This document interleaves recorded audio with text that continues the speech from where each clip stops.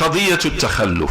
هل هذا التخلف حقيقي أم أنه مفتعل؟ بالتأكيد أن من قرأ عن الغزو الاستعماري لبلاد المسلمين علم يقينا بأن التخلف في المجال الصناعي الذي يعاني منه المسلمون كان مقصودا وكان مفروضا وكان مدروسا. أول ما يفعله المستعمر عندما يغزو بلاد المسلمين اش كيدير؟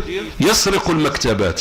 ملي كيدخل القبيلة أول حاجة المكتبة كلها كتهز كتمشي، وسولوا الطلبة اللي كيهيئوا في الرسائل كيحققوا الكتب في الدكتوراه، سولوا المخطوطات ديال الكتب ديال أهل الإسلام معظم أصولها المخطوطة موجودة في المكتبات ديال الدول المستعمرة. كيف وصلت إليها؟ بالاستعمار. مجرد أن يدخل الجيش الفرنسي للمغرب يقتل الناس، أول حاجة المكتبات كتهز كلها ويعكفون على المكتبة، يقرؤون ويدرسون ويقرؤون ويستخرجون، يأخذون علوما من كتب المسلمين وينسبونها لأنفسهم. وعندما تسرق المكتبات من بلاد المسلمين طبعا سيعيشون في جهل ويعيشون في عماء ويبقوا خلف الركب. هذه واحدة. الثانية أن الاستعمار عندما يدخل بلاد المسلمين يحاول أن يجفف كل الينابيع التي يمكن أن تسقي عقول المسلمين لكي يصلوا إلى الاختراع والتصنيع